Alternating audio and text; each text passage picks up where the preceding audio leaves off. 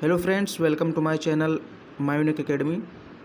Friends, आज के इस वीडियो में हम लोग पढ़ेंगे opportunities for youth by Jawaharlal Nehru. तो इसका हम लोग फुल एक्सप्लेनेशन करेंगे लाइन बाय लाइन हिंदी में, और ये पार्ट 1 होगा। इसके जो भी 3-4 पार्ट आएंगे, क्योंकि ये लेसन ज़्यादा लंबा नहीं है, तो इसको हम लोग 3-4 पार्ट में कंप्लीट कर देंगे।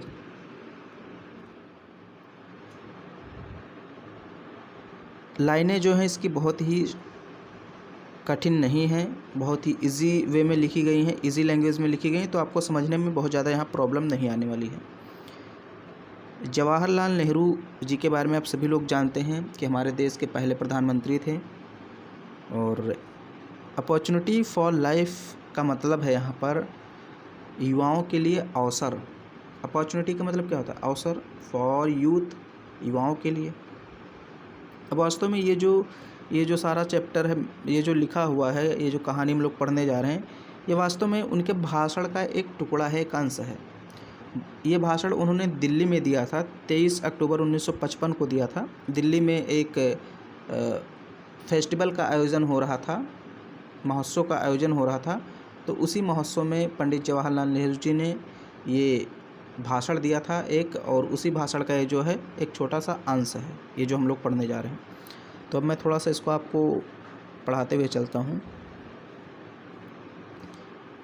दिस इज़ एन एक्सट्रैक्ट, यह एक अंश है। एक्सट्रैक्ट का मतलब अंश। दिस इज़ एन एक्सट्रैक्ट, यह एक अंश है।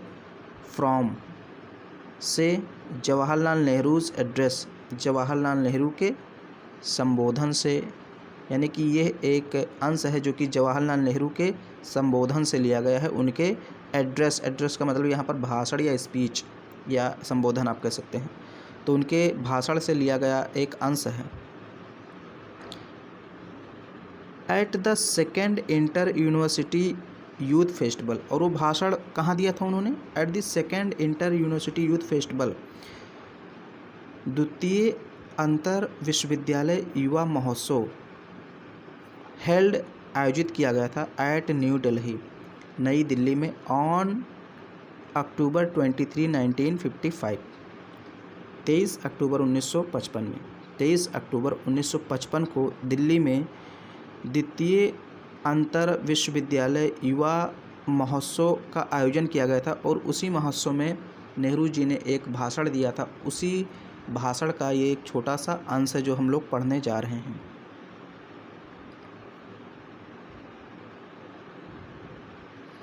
Nehru had to go to prison a number of times. Nehru had to go, Nehru ji को जाना पड़ा था, टू प्रिजन, जेल में, यानी जेल जाना पड़ा था। A number of times, a number of times का मतलब कई बार, बहुतों बार आप कह सकते हैं।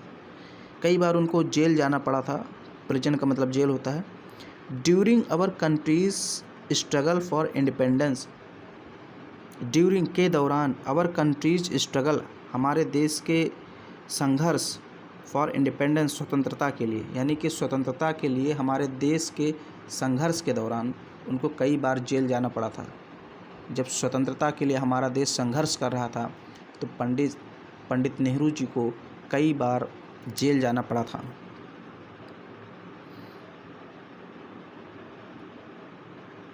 He wrote some of his books, उन्होंने लिखा अपनी कुछ पुस्तकों को, इन प्रिजन, जेल में। ही road some of his books, उन्होंने अपनी कुछ पुस्तकों को लिखा है, इन प्रिजन, जेल में, यानी जब वो जेल गए तो वहीं पर उन्होंने किताबें लिख डाली जेल में बैठे बैठे। इंक्लूडिंग, जिसमें सम्मिलित है, the discovery of India, discovery of India यानी कि भारत की खोज, इनकी एक पुस्तक का नाम है। यहाँ देखिए डिस्कवरी की स्पेलिंग थोड़ा सा मिस्टेक है, तो ये सारी चीज़ें तो आप समझ ही सकते हैं।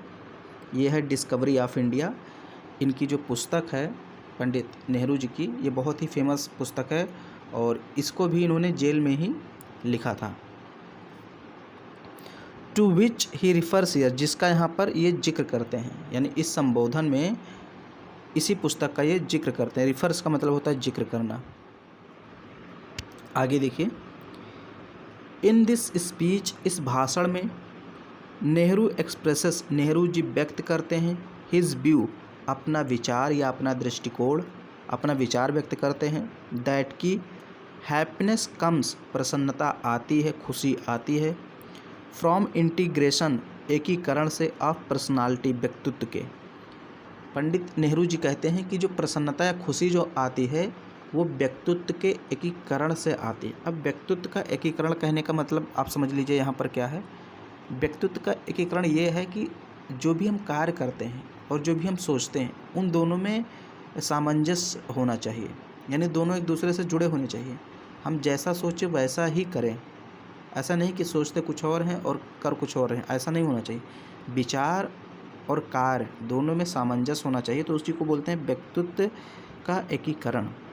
तो वो कहते हैं कि happiness comes from integration of personality, जो खुशी आती है वो पर्सनालिटी के एकीकरण से आती है, व्यक्तित्व के एकीकरण से आती है। ही आल्सो टॉक्स, वो बात करते हैं, अबाउट हिज एटीट्यूड, अपने रवैये के बारे में, अपने रवैये के बारे में भी बात करते हैं। एटीट्यूड का मतलब दृष्टिकोण या फिर रवैया। ही also talks about his attitude, वो अपने दृष्टिकोण के बारे में भी बात करते हैं, अपने रवैये के बारे में भी बात करते हैं। To his country and the world, देश के प्रति और संसार के प्रति, यानी कि संसार के प्रति और देश के प्रति उनका क्या दृष्टिकोण है, उनकी क्या सोच है, उसके बारे में भी वो अपने विचार व्यक्त करते हैं। And his views on Gandhi, Gandhi ji, और गांधी जी के ऊपर भी अपने विचार को व्यक्त करते हैं। आगे हम लोग देखेंगे। तो इतना आपको समझ में आ गया होगा। अब शुरुआत होती है इनके भाषण की, नेहरू जी के। कहते हैं, यू नो दैट, तुम लोग जानते ही हो, मैंने वंस, एक बार, रोट, लिखी थी, अ बुक, एक पुस्तक, कार्ड, जिसको कहा जाता है the discovery of India, Bharat की खोज। अब ये भाषण दे रहे हैं नेहरू जी कि आप लोग जानते ही मैंने एक पुस्तक लिखी थी जिसका नाम है, जिसको कहा जाता है डिस्कवरी ऑफ इंडिया। फिर आगे कहते हैं, आई वॉज इंगेज्ड, मैं लगा हुआ था, मैं व्यस्त था या मैं लगा हुआ था। इन दैट क्वेस्ट, उस खोज में, क्वेस्ट का मतलब खोज, मैं उस खोज में लगा हुआ था या मैं उस खोज में व्यस्त था। लॉन्ग बिफोर आई रोट, बहुत लंबे समय से, before I wrote that book, इस बुक को लिखने से पहले, इस बुक को लिखने से पहले मैं उस खोज में बहुत पहले से लगा हुआ था। अब किस खोज के बारे में बात कर रहे हैं, तो द डिस्कवरी ऑफ इंडिया में उस चीज़ का वर्णन किया गया है जिस खोज की बात हो रही है। ओके, तो कह रहे हैं कि मैं उस खोज में बहुत लंबे समय से लगा हुआ था ये बुक लिखने से पहले। It was not mayor curiosity, ये केवल मेरी उत्सुकता नहीं थी। It was not mayor curiosity, mayor का मतलब होता है केवल, क्यूरियोसिटी मतलब होता है उत्सुकता, ये मेरी उत्सुकता ही नहीं थी। दैट लेड मी, जो मुझे ले गई, टू दैट क्वेस्ट, उस खोज की ओर। I was engaged in many activities, मैं बहुत सारी गतिविधियों में लगा हुआ था। आई वॉज इंगेज्ड, मैं व्यस्त था, मैं लगा हुआ था। इन मैनी एक्टिविटीज़, बहुत सारी गतिविधियों में। एंड, और आई वॉन्टेड, मैं चाहता था, अ प्रॉपर, एक उचित, रिकॉन्सिलिएशन, समझौता या सामंजस्य आप कह सकते हैं। प्रॉपर रिकॉन्सिलिएशन का मतलब होता है एक उचित सामंजस्य, बिटवीन, के बीच में, माई एक्टिविटी, मेरी क्रियाओं के, एंड माई थॉट, और मेरे विचारों के। नेहरू जी कहते हैं कि मैं चाहता हूँ कि हमारी जो क्रियाएं हैं, यानी जो मेरी क्रियाएं हैं और जो मेरे विचार हैं, उन दोनों में एक उचित सामंजस्य हो, एकीकरण हो। इसको समझिए, इस लाइन को थोड़ा सा, यहाँ पर 2-4 वर्ड हैं जो आपको समझना है। इतना तो आप समझ गए। आई was engaged in many activities, मैं बहुत सारी गतिविधियों में लगा हुआ था। एंड, और I wanted A proper reconciliation, मैं एक उचित सामंजस्य चाहता था। बिटवीन, के बीच में, किसके बीच में, माई एक्टिविटी, मेरी क्रियाओं के बीच में, एंड माई थॉट, और मेरे विचारों के बीच में। आई होप अब आप समझ गए होंगे। अब आगे हम लोग चलते हैं। अब यहाँ देखिए विदाउट की स्पेलिंग फिर गलत हो गई है, तो इसको आप लोग, अगर 1-2 स्पेलिंग गलत हो जाए तो उसको आप लोग समझ सकते हैं। Thought without action is abortion. Abortion का मतलब क्या होता है? गर्भपात करा देना। Thought without action is abortion. बिना कार्य के विचार करना गर्भपात के जैसा होता है। मतलब आप विचार बिना कार्य एक बार फिर से पढ़ते हैं इसको। थॉट विचार करना, विदाउट एक्शन बिना कार्य के, इज़ है एबॉर्शन, हाँ गर्भपात है। तो यहाँ पर ये कहते हैं नेहरू जी कि बिना कार्य के विचार करना एबॉर्शन है, गर्भपात है। अगर आप कार्य नहीं करते हैं, सिर्फ विचार ही करते रहते हैं दुनिया भर, सोचते रहते हैं कि वो ये कर लूँगा, वो कर लूँगा, यूपीएससी निकाल दूँगा, एसएससी निकाल दूँगा, डॉक्टर बन जाऊँगा, लेकिन आप उसकी तरफ काम नहीं करते, मेहनत नहीं करते, तो ये फिर गर्भपात की तरह, इसका कोई मतलब यूज़ नहीं है। वही यहाँ पर कह रहे हैं, thought without action is abortion. बिना कार्य के विचार करना गर्भपात है। फिर दूसरी लाइन कहते हैं, action without thought is fully. और अगर आप बिना विचार के कार्य करते हैं तो ये मूर्खता है। दोनों अपोजिट लिखे हैं। एक्शन कार्य करना, विदाउट थॉट बिना सोचे हुए, इस फॉली मूर्खता है। तो यानी कि आप समझिए, यहाँ पर वो कहते हैं कि दोनों में सामंजस्य होना चाहिए, यानी कि जो हम सोचें उस पर कार्य भी करें। ऐसा ना हो कि सिर्फ सोचते ही रहें और कार्य करें ही ना। तो पहली लाइन कह रहे हैं कि ऐसा ना हो कि सोचते ही रहे, कार्य, एक्शन इज़ अबॉर्शन, जो आपका कार्य है वो हो ही ना। और ये भी कह रहे हैं कि ऐसा ना हो कि सिर्फ कार्य ही करते रहो, कुछ सोचो ना, बिना सोचे विचारे सब कुछ किए जा रहे हो, ऐसा भी नहीं होना चाहिए। तो दोनों में एक सामंजस्य होना चाहिए, कहने का मतलब उनका यही है। शायद मैंने आपको थोड़ा ज़्यादा समझा दिया, इसलिए आप हो सकता है कि कई लोग सोच रहे हो कि आवश्यकता से ज़्यादा बोल रहे हैं। ऑफ कोर्स, सच में, वी समटाइम्स एक्ट, हम लोग कभी कभी कार्य करते हैं, ऑन सम इम्पल्स, किसी आवेग में आकर के। इम्पल्स का मतलब आवेग में, यानी कि जब आप तेज़ी से कोई चीज़ काम कर देते हैं, आवेग में आ जाते हैं, जोश में आ जाते हैं, तो वही चीज़ यहाँ पर हो रही। Be sometimes act on some impulse, हम कभी कभी आवेग में आकर के काम करते हैं, और या फिर इर्रिप्रेसिबल अर्ज, या फिर किसी हम अदम्य आग्रह पर कार्य करते हैं।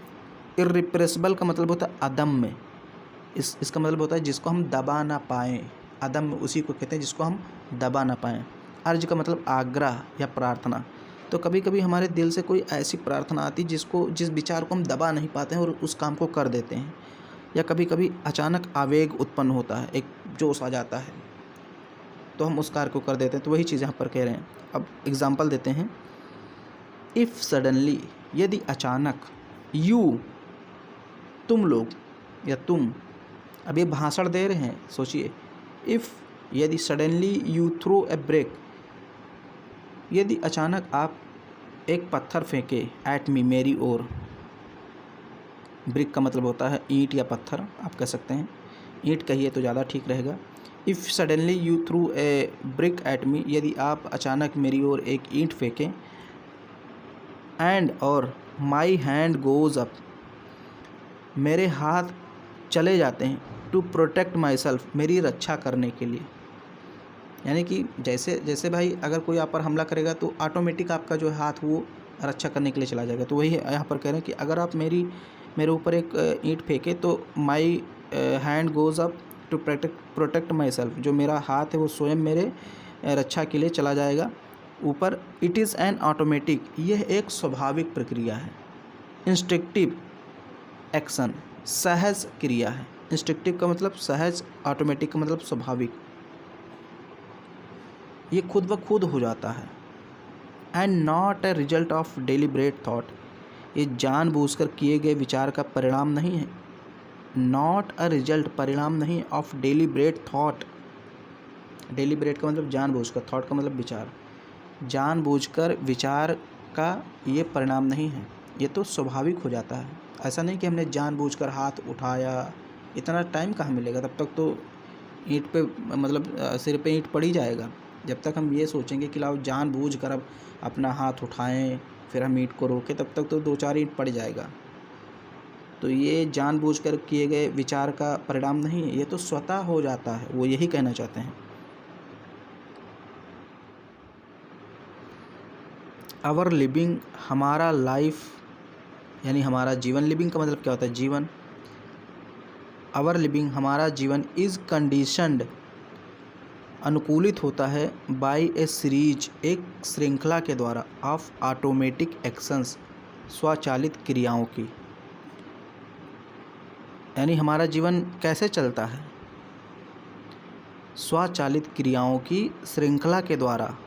आवर लिविंग इज़ कंडीशनड, हमारा जीवन चलता है या हमारा जीवन अनुकूलित होता है, by a series of automatic actions, स्वाभाविक या स्वचालित क्रियाओं की श्रृंखला के द्वारा, फ्रॉम मॉर्निंग टिल नाइट, सुबह से लेकर रात तक।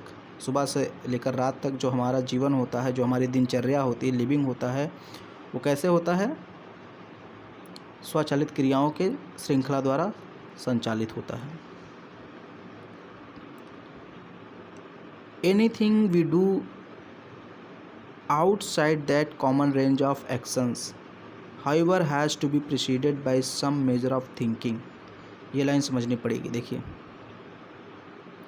थोड़ा मैं बीच से पहले समझाता हूँ आपको। Anything we do outside that common range of actions, however, has to be preceded by some measure of thinking। सामान्य श्रेणी के क्रियाओं के बाहर, देखिए, कॉमन रेंज ऑफ एक्शंस, इसका मतलब होता है सामान्य श्रेणी की क्रियाएं, सामान्य श्रेणी की क्रियाओं के बाहर। अभी देखिए, जहाँ जहाँ मैंने अंडरलाइन किया है उसी को पढ़ा है मैंने। सामान्य श्रेणी की क्रियाओं के बाहर जो कुछ एनीथिंग दैट का मतलब होता है जो कुछ, बी डू हम लोग करते हैं। देखिए, सेंटेंस थोड़ा इधर उधर लिखे गए हैं तो इसको हमें जोड़ना पड़ेगा। सामान्य श्रेणी की क्रियाओं के बाहर जो कुछ भी हम करते हैं, हाउएवर, हालांकि, हैज़ टू बी प्रीसीडेड, उनके पहले करना पड़ता है, बाय सम मेजर, कुछ मात्रा में, थिंकिंग, विचार। देखिए, इस तरह से आपको पढ़ना है। एनीथिंग, अब वैसे पढ़ते हैं, एनीथिंग, जो कुछ भी, बी डू हम लोग करते हैं, आउटसाइड, बाहर, that common range of actions, जो सामान्य श्रेणी की क्रियाओं से होते हैं। यानी कि ऐसे कार्य जो सामान्य श्रेणी की क्रियाओं से बाहर होते हैं, जब उन कार्यों को हम करते हैं, हाउएवर, हालांकि, हैज़ टू बी प्रीसीडेड, तो हमें करना पड़ता है, बाय सम मेजर, कुछ मात्रा में, ऑफ थिंकिंग, विचार। अब आप समझ गए होंगे, सामान्य श्रेणी के बाहर के कार्यों को करने के लिए हमें पहले से ही कुछ सोचना पड़ता है, कुछ विचार करना पड़ता है। The more action and thought are allied, the more मतलब जितना अधिक, एक्शन कार्य, एंड थॉट और विचार, जितना अधिक कार्य और विचार, आर अलाइड संबद्ध होंगे, आर एंड इंटीग्रेटेड और एकीकृत होंगे। दोनों का मतलब एक ही होता है। अलाइड का मतलब भी होता है संबद्ध होना, जुड़ा होना, और इंटीग्रेटेड का मतलब भी होता है एकीकृत होना यानी जुड़ा होना। तो आपके एक्शन और थॉट जितने ज़्यादा जुड़े होंगे, एकीकृत होंगे, संबद्ध होंगे, the more effective they become, उतने ज़्यादा वो इफ़ेक्टिव होंगे। And the happier you grow, और उतने ज़्यादा आप खुश होंगे। देखिए कितनी अच्छी लाइन कहते हैं नेहरू जी कि जितना ज़्यादा आपका विचार और कार्य एक दूसरे से मिलेगा, एक दूसरे से जुड़ा हुआ होगा, उतने ज़्यादा वो सफल होगा, उतने ज़्यादा वो इफ़ेक्टिव होगा, और जितने ज़्यादा इफ़ेक्टिव होगा उतने ज़्यादा आपको खुशी मिलेगी। वही है द हैप्पियर यू ग्रो, उतने ज़्यादा आप खुश होंगे।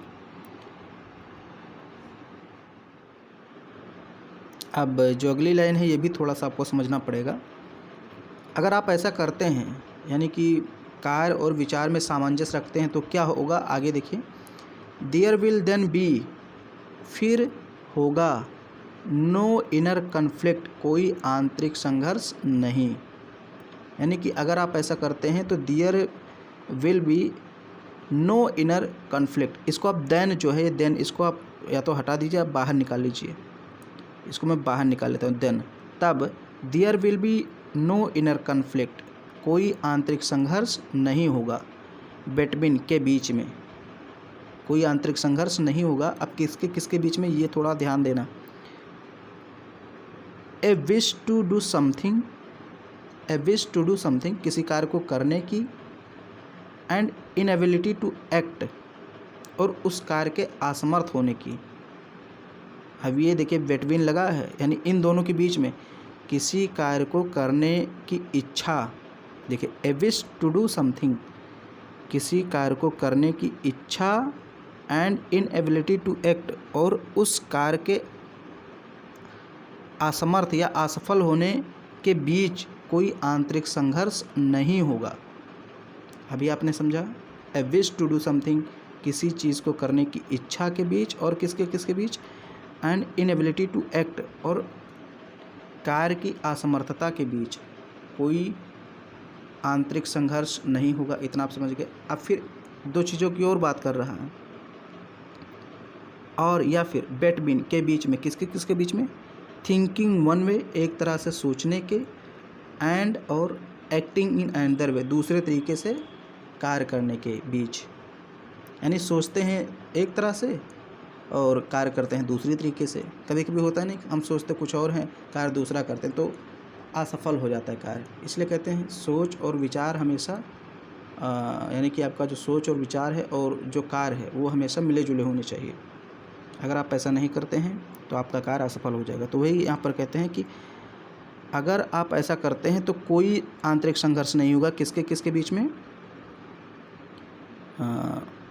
थोड़ा टाइम ज़्यादा लग रहा है। थिंकिंग वन वे यानी एक प्रकार से सोचने के, and acting in another way और दूसरे प्रकार से कार्य करने के बीच कोई भी आंतरिक संघर्ष नहीं होगा। द हैप्पीएस्ट मैन इज़ ही सबसे ज़्यादा खुश आदमी वो है हुज थिंकिंग जिसके विचार एंड एक्शन और कार्य आर कोऑर्डिनेटेड जुड़े हुए होते हैं।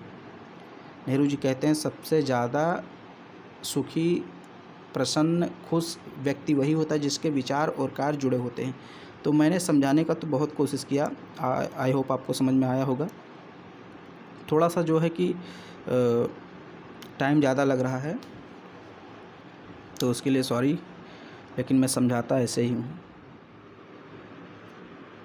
Happiness after all is an inner state of mind. अब देखिए आफ्टर ऑल को आप बाहर निकाल लीजिए, दो कॉमा के बीच में है तो इसको हम बाहर निकालेंगे, इसको पहले बोलेंगे।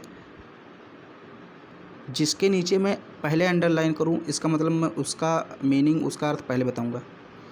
आफ्टर ऑल आखिरकार, हैप्पीनेस प्रसन्नता, इज़ है एन इनर स्टेट एक आंतरिक स्थिति ऑफ माइंड मन की। प्रसन्नता या खुशी क्या है, ये मन की आंतरिक स्थिति है। It is little dependent on outside environment, बाहरी वातावरण पर ये बहुत कम निर्भर होती है। इट इज़ लिटिल डिपेंडेंट, ये बहुत थोड़ी सी निर्भर होती है। ऑन आउटसाइड, बाहर के इन्वायरमेंट, वातावरण पर। जो हम खुशी होती है, प्रसन्नता जो होती है वो बाहर के वातावरण पर निर्भर नहीं करती है, वो तो हमारे आंतरिक स्थिति पर निर्भर करती है।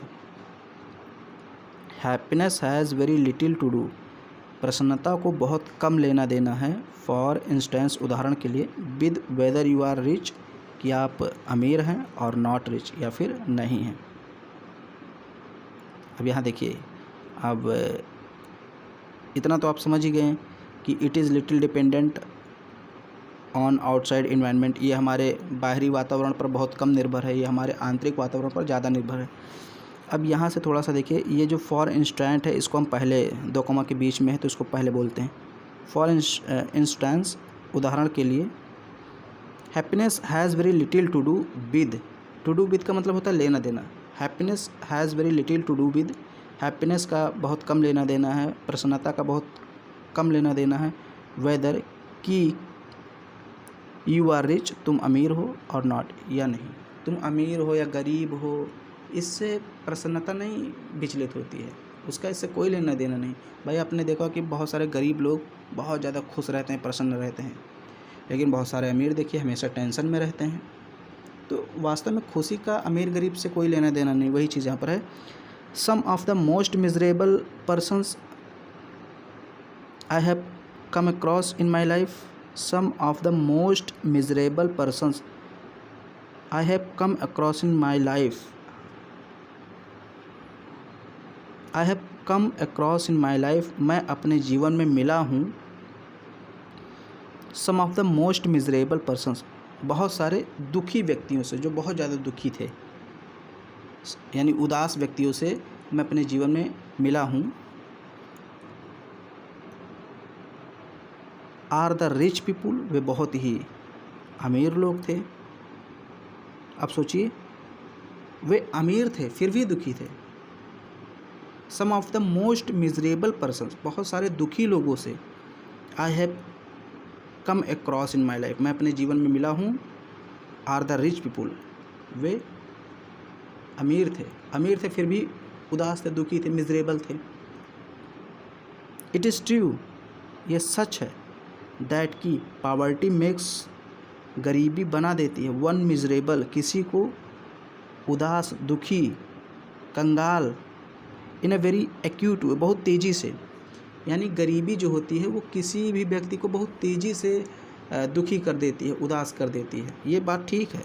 But my point is that, लेकिन मेरा कहने का मतलब ये है, इट इज़ नॉट वेल्थ, ये कोई संपत्ति नहीं है, बट कोऑर्डिनेशन, बल्कि एक संबद्धता है, एक एकीकरण है, of one's thought and action, किसी के विचारों और कार्यों का, which remove the inner conflict, जो हमारे आंतरिक संघर्ष को दूर करती है। यानी हम धन से किसी धन से हम अपने आंतरिक संघर्ष को नहीं दूर कर सकते। हम अपने आंतरिक संघर्ष को, यानी हमारे मन में जो संघर्ष है उसको हम कैसे दूर कर सकते हैं? विचार और कार्यों में एकीकरण ला करके, एकाग्रता ला करके, संबद्धता ला करके। देखिए, मैं जो है कि 2 बजे ये वीडियो बना रहा हूँ, तो इसलिए कभी कभी वर्ड को मैं थोड़ा सा समझ नहीं पाता हूँ, जो है कि नींद भी आती रहती है इस टाइम।